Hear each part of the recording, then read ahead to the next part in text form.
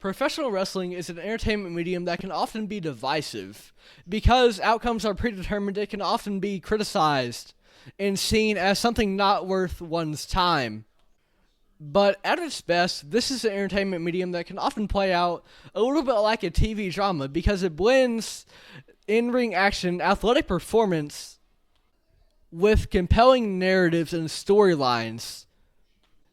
And the biggest wrestling show of the year annually is the WWE's Wrestlemania. This year it was in Las Vegas and headlining night one because it has become such a spectacle that is a two-night event. Headlining night one was a triple threat match. There was no world championship on the line. Instead, it was just pure storytelling. And three of the biggest stars in the company. It was between Seth Rollins, CM Punk, and Roman Reigns. And the winner of this match, which we will get into in a second, over the past decade, he has continually put on incredible stories that have captivated audiences, as well as incredible in-ring performances. And with that, he has very much made a case to be a modern-day Mr. WrestleMania. Because back in the day, this was a moniker given to Shawn Michaels, who was known for not only putting on incredible matches, but also blending great, captivating stories alongside that. And Seth Rollins is much made in that same fashion. Because Seth Rollins was your winner of WrestleMania 41 Night 1. But not only did he win the match, he told a great story alongside it, one fit for the spectacle in the big stage, with over 60,000 people watching live in Las Vegas of WWE Wrestlemania 41. Let's break down the modern-day Mr. WrestleMania.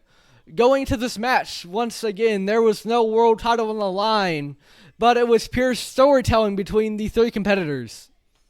Roman Reigns is not far removed from a major moment at last year's WrestleMania where he had lost his record-breaking title reign to Cody Rhodes in what would wind up being one of the biggest moments in WWE history.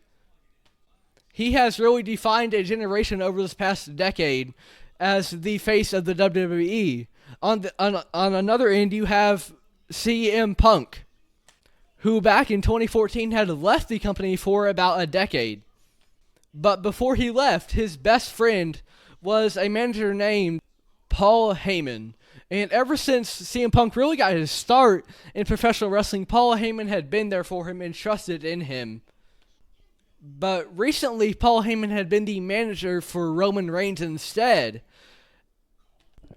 However, late into 2024, Roman Reigns needed a teammate.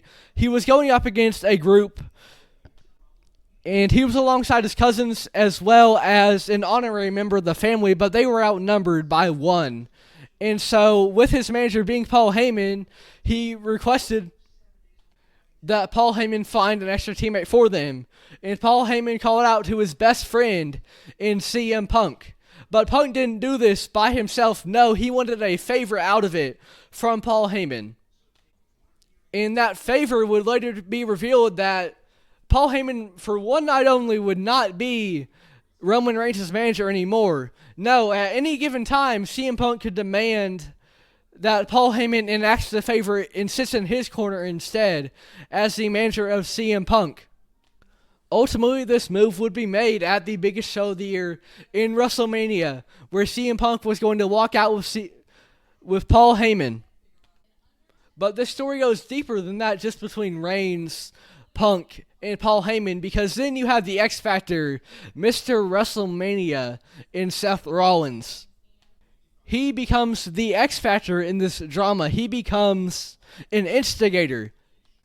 A couple weeks prior to WrestleMania, on Monday Night Raw, WWE's flagship weekly show, he sits out in the ring with Paul Heyman. And he begins to plant seeds of doubt in the mind of Heyman. He kind of calls into question what Reigns and CM Punk really offer Heyman, and rather the fact that they may be using him. That they may be looking in the best interest of themselves rather than Heyman. And that maybe in Paul Heyman calling CM Punk his best friend, maybe that is not necessarily reciprocated. Punk doesn't take kindly to this, and he comes out, gets into an altercation, a fight, a scuffle with Seth Rollins. Seth Rollins comes out on top, and then he almost stomps Paul Heyman, but he stops at the very last second, and then states that now, because he had saved Paul Heyman, now Paul Heyman owes him a favor. And then we get to WrestleMania 41. With these three being some of the best in the entire company, the match itself is great. But it gets really interesting when Paul Heyman goes and grabs a steel chair. In the middle of the ring lay two of Paul Heyman's most prestige talents that he has managed in CM Punk and Roman Reigns. And he's faced with a decision. Does he give it to his best friend, or does he give it to the wrestler whom he has managed for the past 4 years? Ultimately, he gives it to Punk, and it appears that he has made his decision. He has sided ultimately with CM Punk.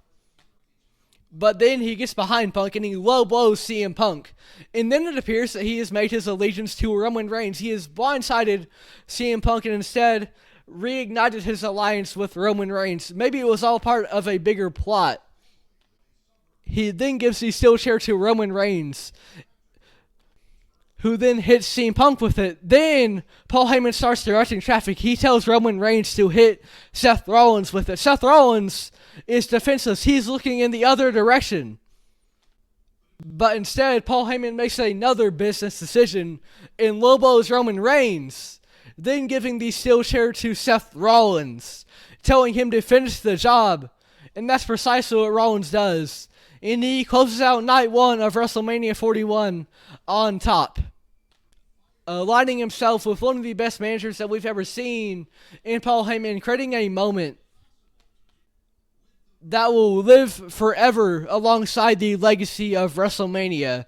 A shocking decision among three of the biggest stars of the company and one of the best managers that we've ever seen. And it is really the pinnacle of what pro wrestling has to offer, where it blends that dramatic flair alongside compelling in-ring action. And standing on top of it all is Seth Rollins, Mr. WrestleMania. And this is a moment that he's been in before. He has been known for making these memorable moments on the grandest stage of them all.